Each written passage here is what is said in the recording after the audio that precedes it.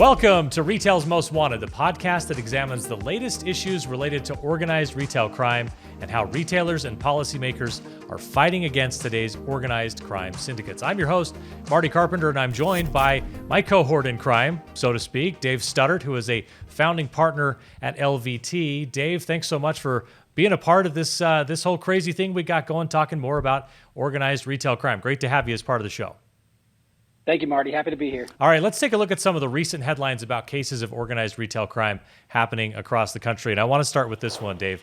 Dick's Sporting Goods stock sheds $3 billion in value as a theft surge hammers their second quarter profits. This is from TheStreet.com. Chief Executive Lauren Hobart said that the Q2 profitability of the organization was short of expectations, quote, due in large part to the impact of elevated inventory shrink, an increasingly serious issue impacting many retailers, close quote. Dave, let's start here.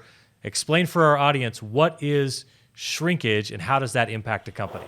Well, Marty, great question. Shrinkage, really the best way to think about retail shrinkage is what you think you have in inventory versus what you actually have in inventory. And that can mean a lot of different things. There's factors like just your average shoplifting all the way through employee error or vendor fraud.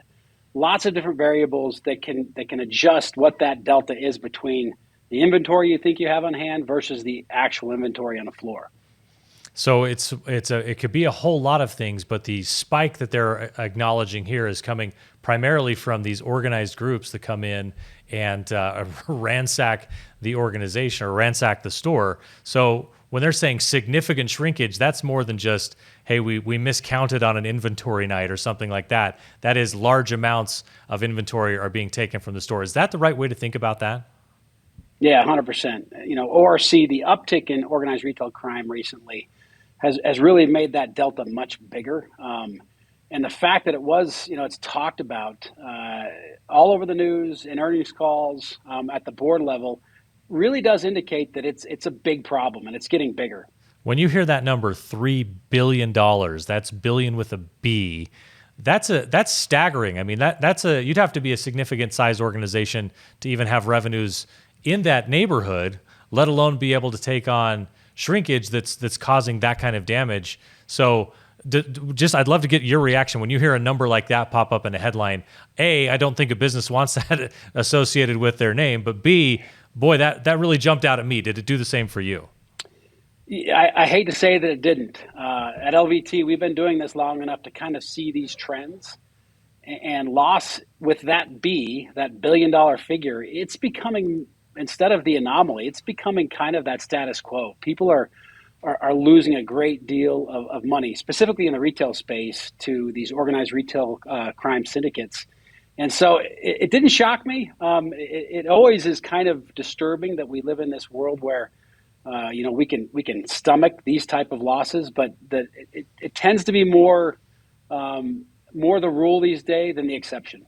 Tell us a little bit about an earnings call for those who may not be familiar with what that process is like.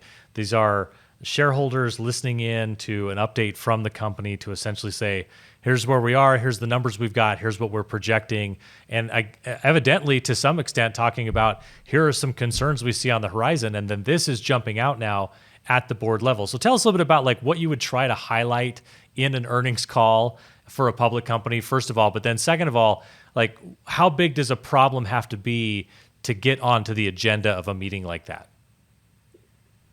Earnings calls are an opportunity to showcase some of the highlights inside of a publicly traded organization. You've also got to talk about the numbers, right? Did you hit the numbers for this quarter? How do you look for next quarter and beyond?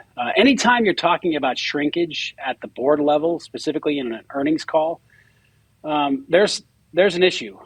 The fact that these have become so prevalent as people report their numbers, it tells us that we've got work to do.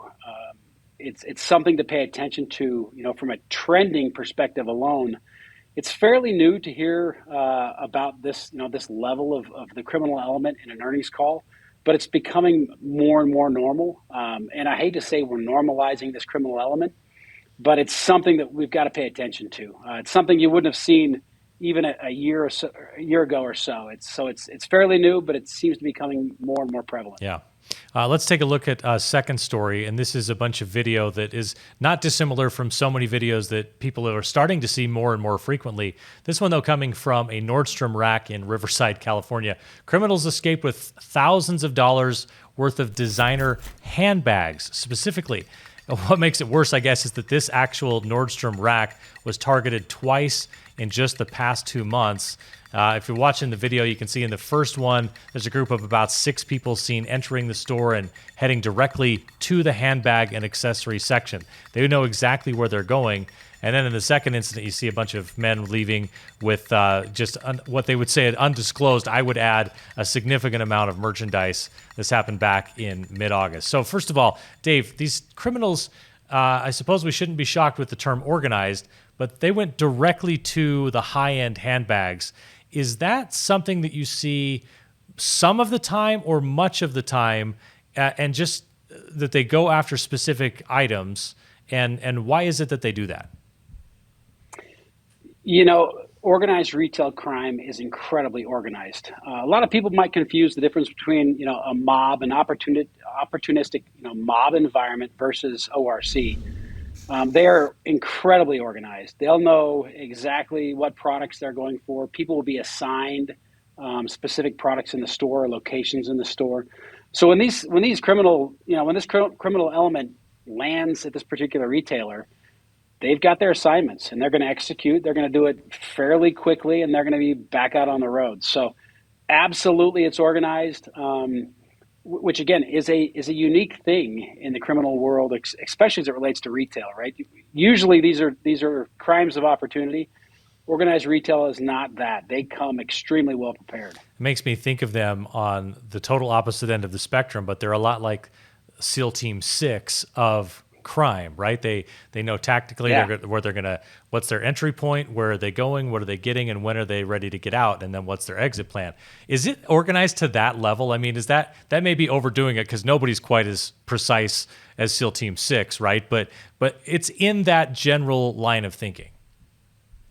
100%. And over, I'd say the last couple of years, we've got here at LVT, we've got video evidence that indicates exactly that they come in really with a plan and a prescribed motion, and it can be 10 people. We've seen them as large as 30 or 40 people where they have specific assignments, but it's very well organized.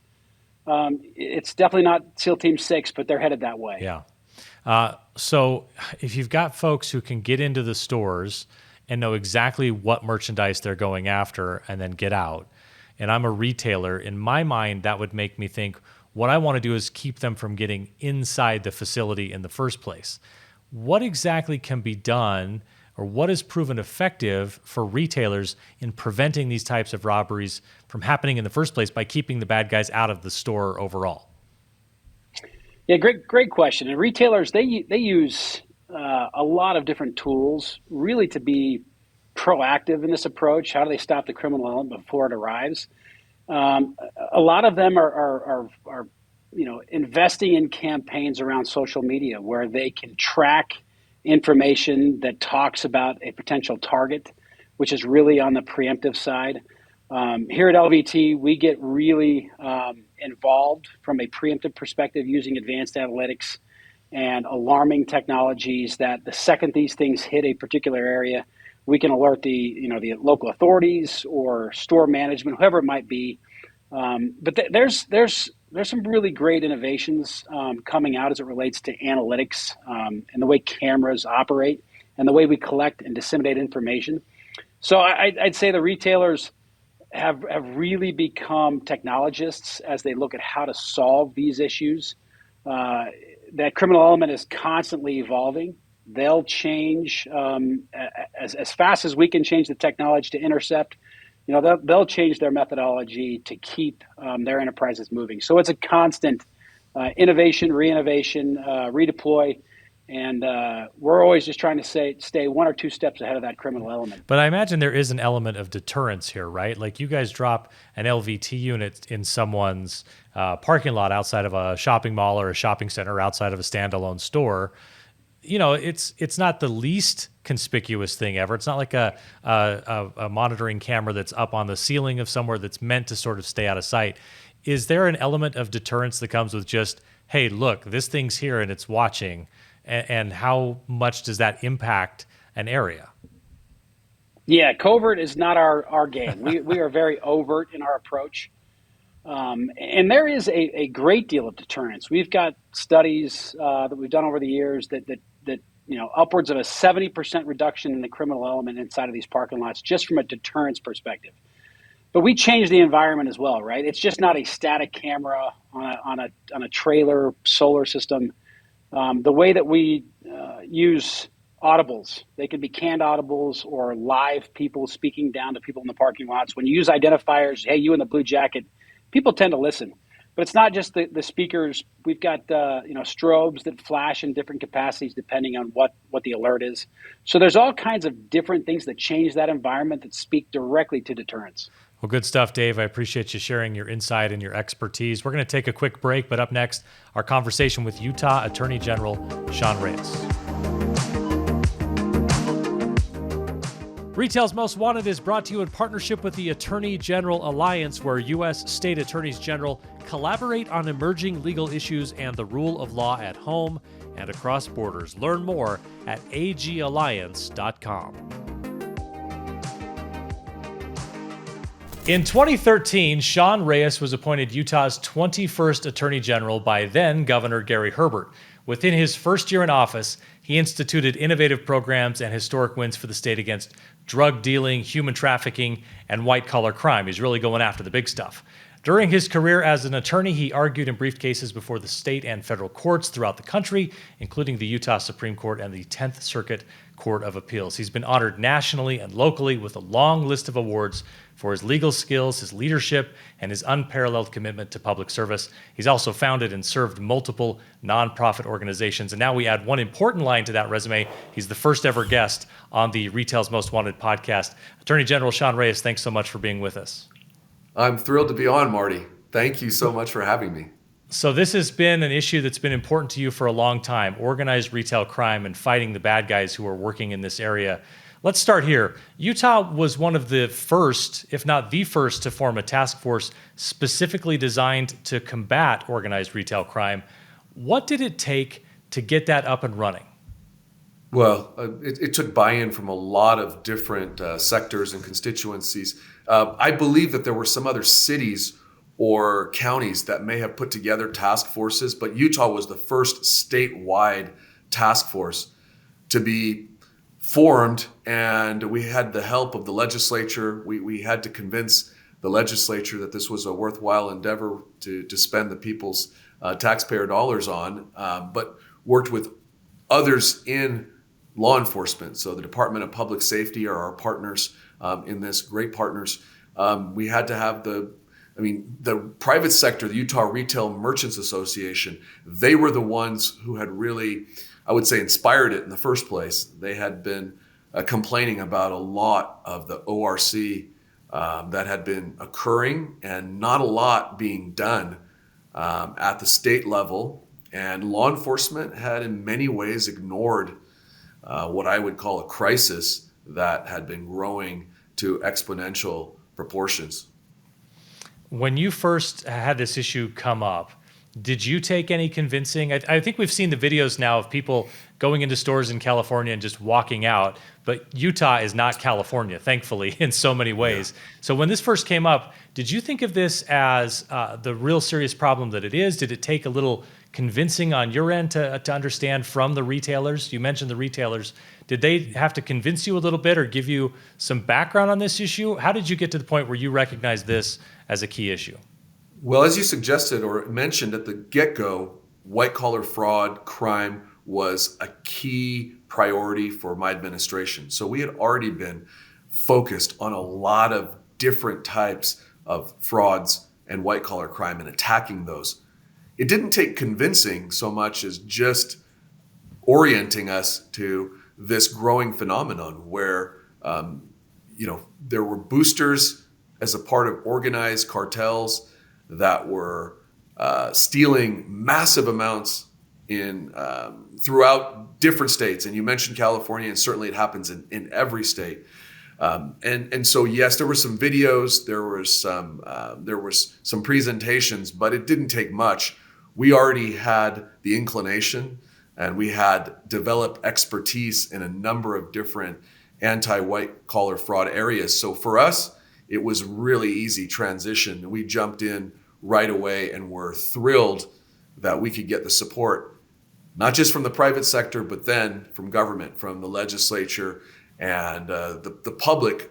We didn't poll anything, but from talking to friends, it was something that they told us that was a priority of theirs as well. So I think it was a perfect storm and a confluence of all sorts of different interests coming together. I'm interested when we talk about these types of organizations, and I wonder, I mentioned California and then Utah. When we talk about organized retail crime, are these groups organized centrally, say in California or in another state, and they have sort of an operating branch here? Or is the kingpin, so to speak, of organized retail crime in Utah, and it's an organization that sort of operates within the state? How does that work? Is it multi-state where it's an organization that crosses those borders? Sometimes both.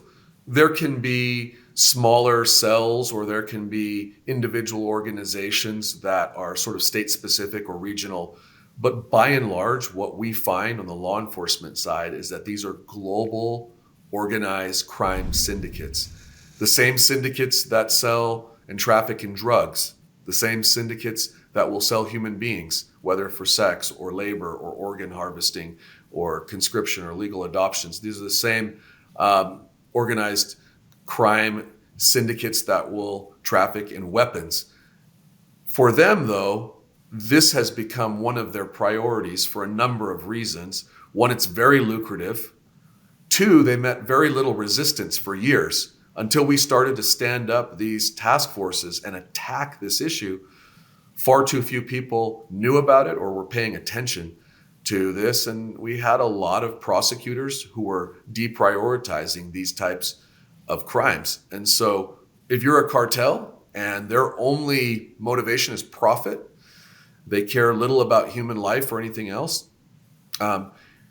If there's little risk on the ORC side, but there's a lot of risk selling drugs or some risk selling human beings, why not put all your resources, or as many of them as you can, towards exploiting the retail sector? And that's why we saw explosive growth over a number of years with organized retail crime. The cartels knew, and they have, to your question, they have branches throughout all the states in America. And they're not just the boosters. That's the phrase or the name that we use for those that go in and steal from the stores. They have fences.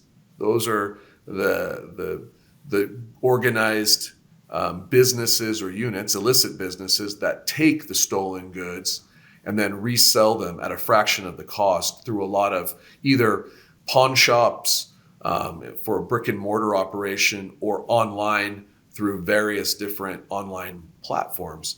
And so, we've had to work with online retailers and businesses and online platforms to try to curtail this type of activity. So it touches really all facets of society.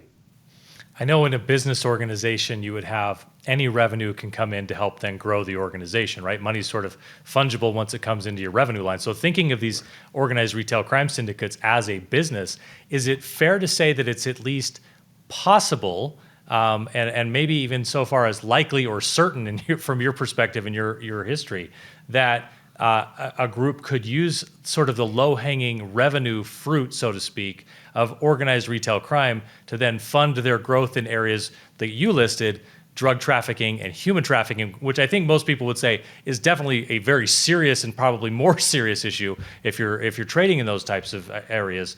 Is it fair to say, would that be accurate to say that they can use the money they get from organized retail crime to fund bigger and more dangerous crimes?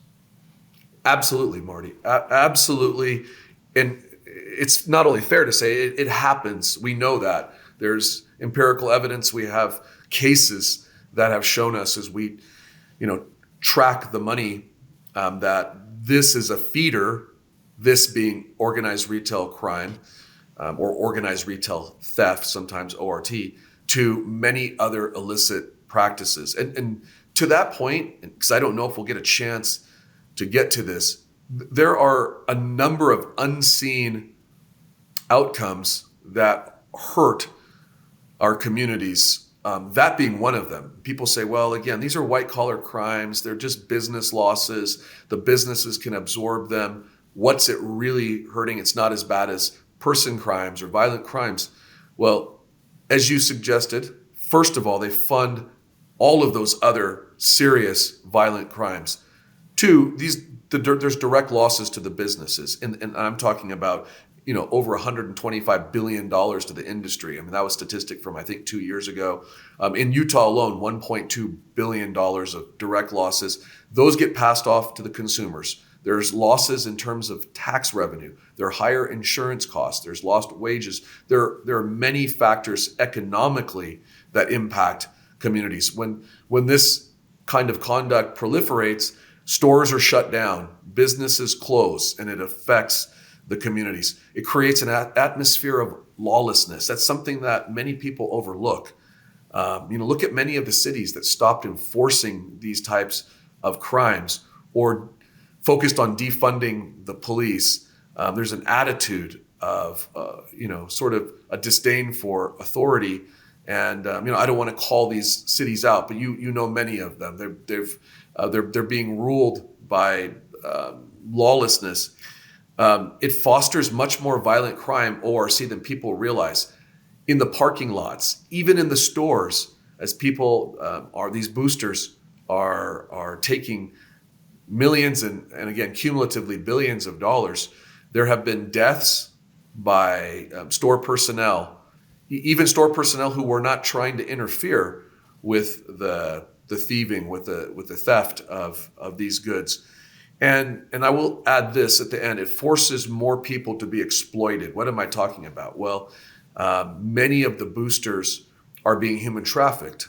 They used to be muled for drugs and forced to carry drugs or sell drugs.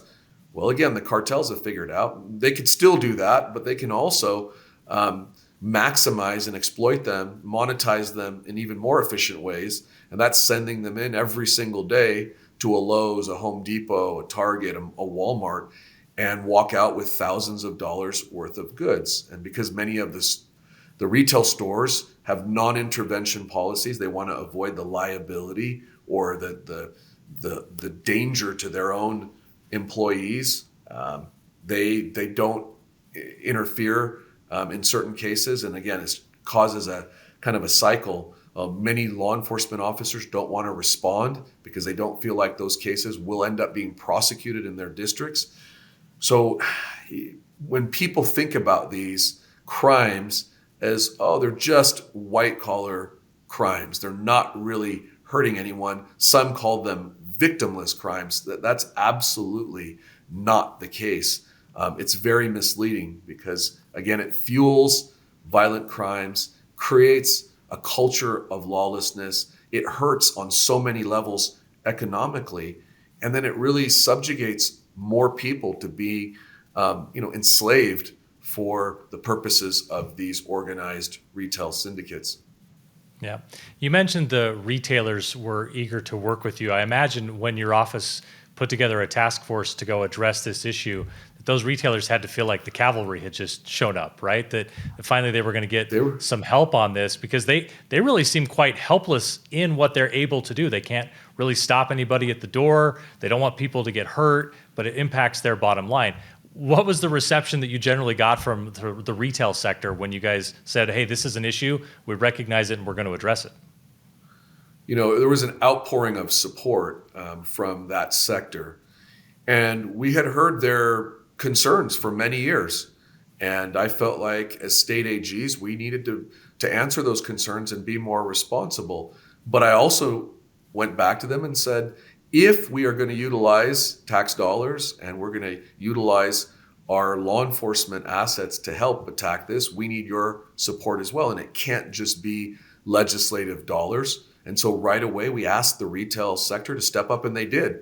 They partnered with us and provided millions of dollars to be able to stand up this task force, which again was one of a kind, first of its kind, and somewhat of an experiment. But we wanted to show them, we wanted to gather data to show how effective a task force like this could be at a statewide level. And now again, Utah's a smaller state, so the 3.5 million here, that might be on the level of a large metropolitan city in a bigger state. But if we could do it at this level, we could scale it, and it could be done anywhere in the United States. And that's what we proved.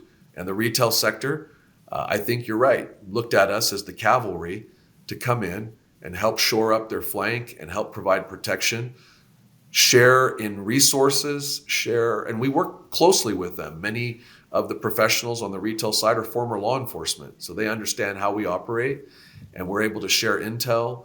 We're able to use AI to track things, not in a big brother sort of way where personal private information is shared. That's not what we do. We're talking about trends, and we're talking about being able to anticipate where a cartel will hit next, and how do we stop them and use the resources that we have. And those kinds of things are very helpful. And so there's a lot of synergy between our task force, which is comprised of assets from the retail sector. I mentioned the retailers feeling like the cavalry had arrived because an individual store or even a business with multiple locations across a state or across a region or across the country can feel kind of isolated. I imagine that's the same with law enforcement, that city officials, city police forces may have felt kind of like, well, we can only do so much because the problem is bigger than just our city. And if we are successful, it means our neighboring city is going to get hit. Tell me a little bit about the cooperation you've had from law enforcement officers across the state and why that's been so helpful.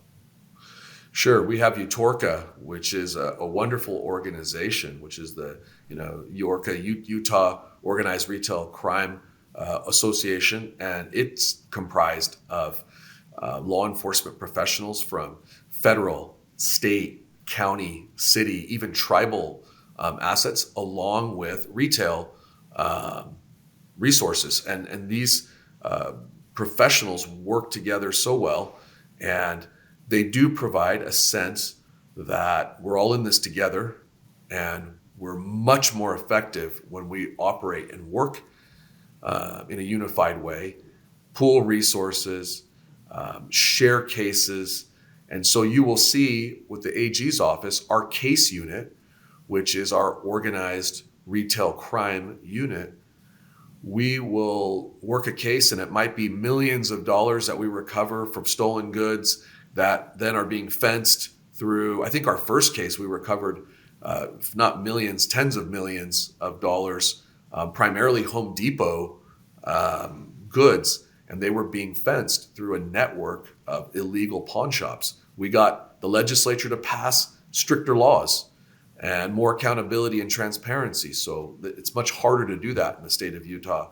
And then on the law enforcement side, we have volunteers from all sorts of different agencies who want to gain expertise and bring it back to their municipality and want to work on these large cases. And without their help, there's no way we could do it. It's the only model that works, because no individual agency, unless perhaps you're the NYPD or a very large agency, no agency on its own can stand alone and attack this effectively and as efficiently as they could in the manner that we have with a task force, strike force model.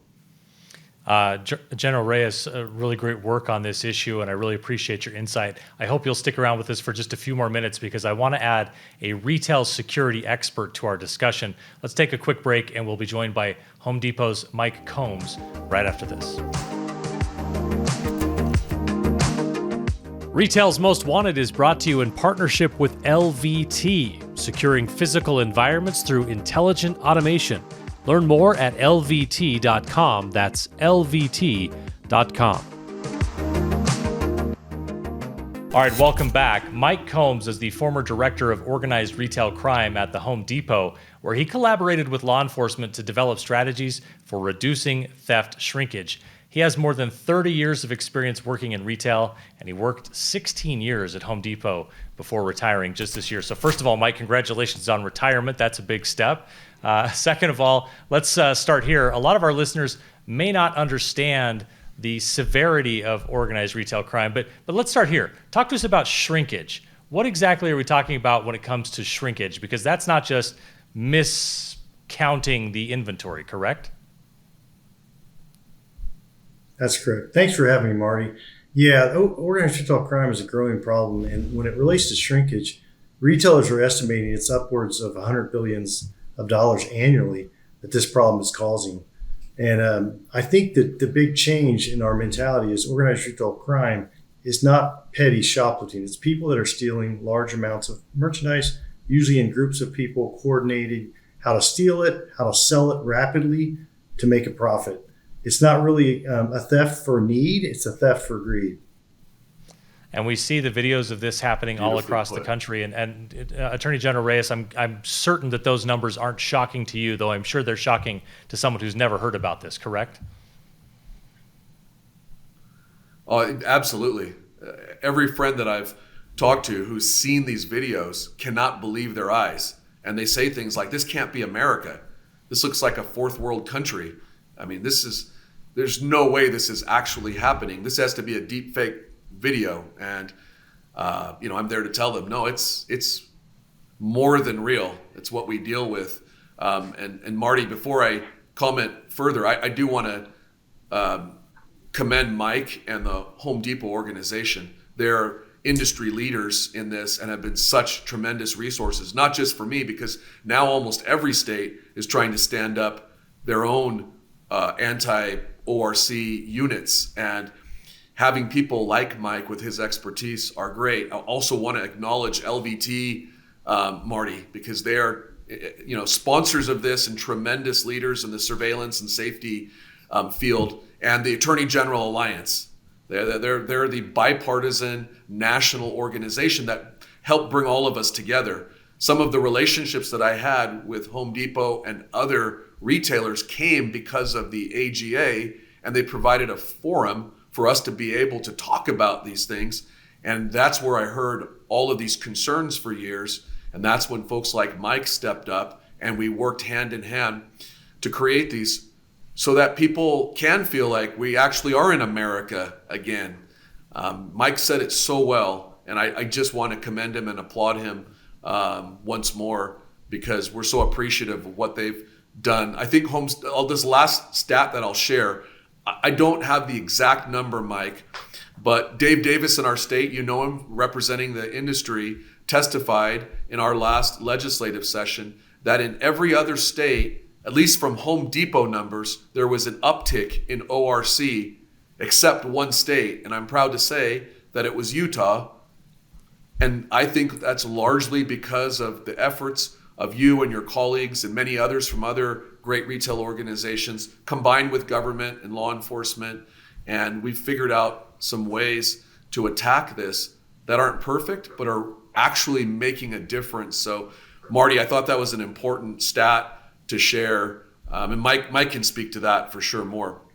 Yeah, Mike, I'm wondering if you could jump in. We've with had this. great success Tell us in about Utah. your involvement from the Home Depot side. Tell us about your involvement, Mike, with the task force here in Utah. Well, early on, Attorney General Reyes noticed that there's a need. We made a giant case in Utah across multiple retailers, and he realized the problem was bigger than we had realized. And he put together some discussions around a task force, and some of the retailers, along with Home Depot, came together and jumped in and helped start that very first Utah AG task force. And I think we've had some huge benefits looking back at that process. Number one, we found out that most of these cases are cross jurisdictions. So it was really hard for a little city or a local county to work a case that goes all the way across the state, and sometimes across state lines. The Attorney General Task Force had the power and the oversight and the ability to kind of go across those boundaries, which really made a huge impact. The other thing is that the physical evidence that we gather in an investigation like this, whether it's search warrants, whether it's subpoenas to online marketplaces, surveillances, video from the retailers like live view towers and other camera systems. That is requiring a lot of efficiency and a lot of muscle memory that, quite honestly, working with one giant task force like Utah, you're able to kind of replicate that and have gained serious efficiencies. If you're working every individual case with different groups of criminal justice professionals, it's okay, but it takes much longer to get that to the finish line. So we saw great efficiencies. And lastly, I would like to say that we also learned that our bad guys in retail ended up being much worse. They were involved in other crimes many times. And that was a big benefit to the Attorney General's investigators to kind of close some other crimes that potentially were linked to these same people that were doing retail thefts. And I would say that this model, through the Attorney General's leadership and the Attorney General Alliance that he spoke of, has really been replicated across the country. And we're seeing great results because it all started here. Yeah, we've all seen the videos of the shoplifters walking into stores and ripping items off the shelves and then just walking out. The one thing that I think is interesting, and Mike, I want to come to you with this, from a retailer's perspective, what is it that retailers tell their associates to do in an instance of shoplifting? And then does that necessarily indicate that they're just letting it happen? Or is that a way to say we can keep people safe, but we're still doing something to stop this at the next level, even though people are walking out of the store with the merchandise? Man, that's a great question. There's a lot of misinformation or at least emotion around this topic. You see a theft happen at a retailer, and it looks like they're letting them get away. Most retailers have learned that the people that are doing this now are could be violent, or maybe they have a weapon. And it's better for us to kind of let that event happen and take the information that's available, license plate, face, name, the types of events that happened.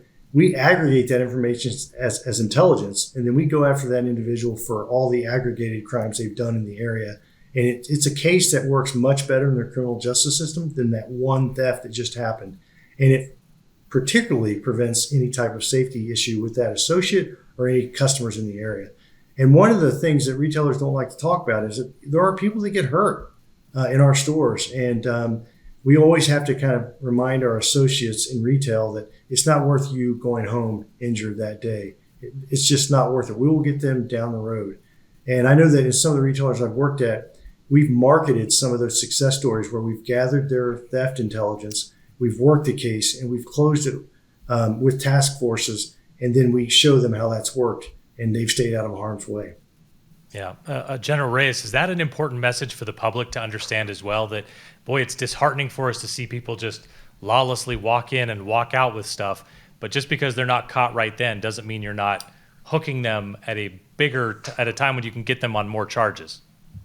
Yeah, certainly that is a message that people should understand, that the retailers care passionately about this and are putting massive resources.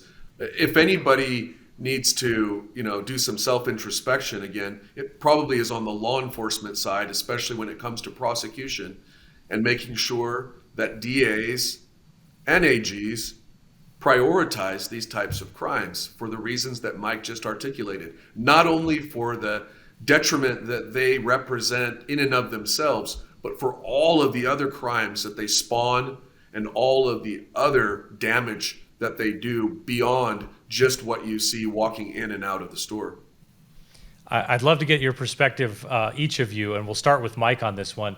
Has it been helpful that these videos have popped up on TikTok or Reels or wherever people may see them, where more and more people are understanding the issue itself, even if they find it frustrating to watch people walk out of a store? Does it do some kind of overall benefit to have the public understand the scope of the crimes and the scope of the organizations behind those crimes? Let's start with Mike, and then I'll come to you, General Reyes, for your thoughts on that as well. I think it does. It shines a light on the problem and how big it is and how bold and how people don't think there's consequences or they wouldn't be doing this.